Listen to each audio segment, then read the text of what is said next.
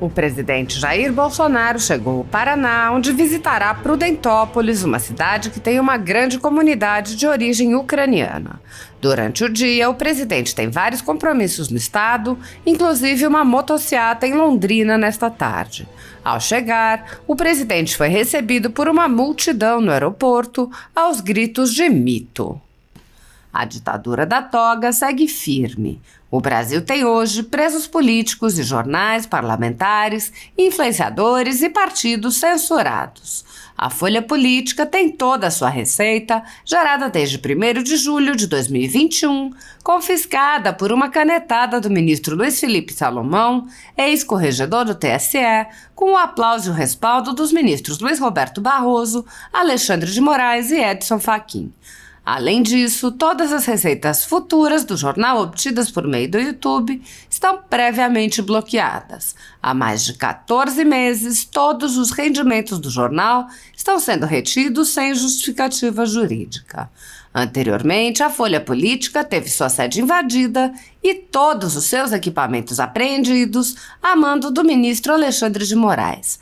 Mesmo assim, a equipe continuou trabalhando como sempre, de domingo a domingo, dia ou noite, para trazer informação sobre os 3 poderes e romper a espiral do silêncio imposta pela velha imprensa, levando informação de qualidade para todos os cidadãos e defendendo os valores, as pessoas e os fatos excluídos pelo mainstream, como o conservadorismo e as propostas de cidadãos e políticos de direita. Se você apoia o trabalho da Folha Política e pode ajudar a evitar que o jornal seja fechado, pela ausência de recursos para manter sua estrutura, cumprir seus compromissos financeiros e pagar seus colaboradores, doe por meio do Pix, cujo QR Code está visível na tela, ou por meio do código ajude@folhapolitica.org. Caso não utilize Pix, há a opção de transferência bancária para a conta da empresa Raposo Fernandes, disponível na descrição deste vídeo e no comentário fixado no topo. A Folha Política atua quebrando barreiras do monopólio da informação há 10 anos e, com sua ajuda, poderá se manter firme e continuar a exercer o seu trabalho. Pix ajude@folhapolitica.org. Assista!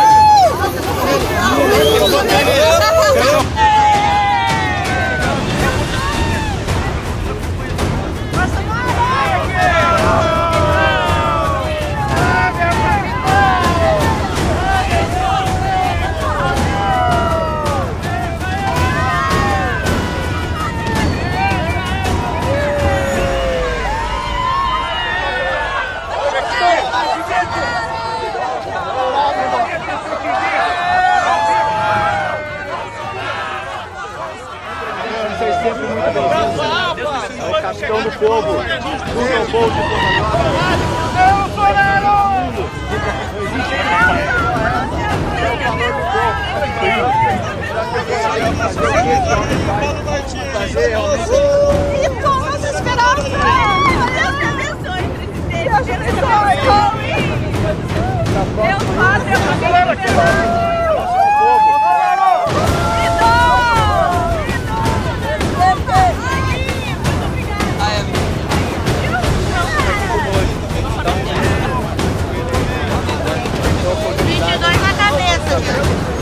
Celso, do pessoal da aviação, agradeço aí, tamo junto aí, viu, Bolsonaro?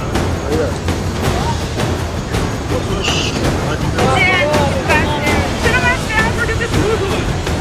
Foi várias vezes, né, pra se esfregar lá, mas tá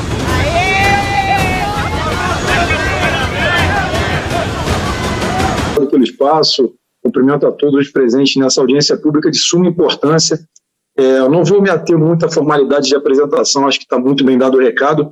Essa audiência Parabéns, senador. Ela é muito importante que ela trata de um inquérito, o inquérito 4781 e qualquer outro que seja por osmose ou simbióticos, assim como foi dito. Esclareço que também sou operador do direito, então não vou falar nenhum tipo de invencionice aqui, e corroboro principalmente com as palavras dos grandes juristas que antecederam como palestrantes, como, por exemplo, o Ives Gandra e o próprio Deltan Dallagnol, que foi uma das principais peças na Operação Lava Jato, que foi anulada sem nenhum tipo de teor jurídico concreto, o que foi um grande golpe, isso sim, um golpe à democracia, né? Tendo sido o ex-presidente Luiz Inácio Lula da Silva condenado por 9 juízes, né? 1 federal, 3 desembargadores e 5 ministros do STJ, e de repente um único ministro do STF ter anulado essa questão que é extremamente volátil para toda a nação, foi desconsiderada toda uma operação, inclusive o Deltan tendo que indenizar e até mesmo ressarcir os custos da investigação, do que foi empenhado nessa investigação, aos cofres públicos. Ou seja, você vê uma dicotomia entre o certo e o escalabro, né? Nem o errado, é o escalabro contra o arcabouço jurídico. Dito isso, não é novidade para os senadores que esse inquérito ele foi aberto de ofício em 2019 pelo Dias Toffoli, que então presidia a Suprema Corte, e foi escolhido a dedo o relator ministro Alexandre de Moraes, que inclusive ignora reiteradas vezes e de forma categórica o próprio Senado, que tem a prerrogativa para poder trazer o ministro a convite, ainda não tem, infelizmente, a convocação, mas tem o poder para empichar um ministro como o Alexandre de Moraes, que toma decisões, e aqui falo seguramente que são decisões à margem da Constituição, que inclusive violou as prerrogativas e imunidades dos parlamentares. Isso, para mim, foi o ápice de todo esse processo com a minha prisão, mas não vou me ater aqui a me defender, a defender a minha causa, porque essa causa, ela abrange o coletivo. Esse processo, os senadores, eu tenho certeza, não têm acesso aos autos, eles não imaginam todos os crimes que estão sendo cometidos deliberadamente e reiteradamente pelo ministro Alexandre de Moraes, que fere tanto a lei de abuso de autoridade, fere o tempo todo, ela alcança todos os membros do judiciário, como do legislativo e executivo, ou de qualquer órgão público, e ele parece que não consegue compreender o que está acontecendo. A história ela vai nos mostrar, talvez, o desdobramento infeliz, e aqui o senador Eduardo Girão perguntou onde isso vai parar. Eu respondo, senador, vai parar como a Venezuela. Em 2017, a Venezuela teve o Congresso, a Assembleia Legislativa de lá, dissolvida pela Suprema Corte de lá, quando eles decidiram que eles defendiam a democracia e não mais os interesses do povo através do parlamento. Isso é gravíssimo. Aqui no Brasil, hoje, nós temos ministros que não são convidados ao Congresso, mas têm o disparate de fazer lobby, isso aí eu falo com testemunha, sobre, por exemplo, serem contrários ao voto auditável, né? O voto aberto, o voto secreto, mas que possa ser auditado, ou seja, o voto impresso, que já é lei, que eles ignoraram. Dentre todos esses fatores, o mais importante é, senadores e senadoras, o respeito à legitimidade popular no parlamento. Um deputado federal, vocês estão diante de um impossível, um deputado federal preso por palavras em rede social verificada, ou seja, em conformidade com o mandato, totalmente ligada, conectada ao mandato, portanto, carregando a inviolabilidade, tanto material quanto formal, do parlamentar, mas ainda assim fui preso às 23h20 dentro da minha casa por uma polícia que quase stalinista, parecendo a NKVD da União Soviética de Stalin, a mandado de prisão em flagrante, instrumento jurídico que não existe em nenhum lugar do planeta, criado pelo Alexandre de Moraes. O que mais me surpreende, e venho aqui dizer isso e alertar para o perigo, é que o ministro Alexandre de Moraes ainda não foi, né?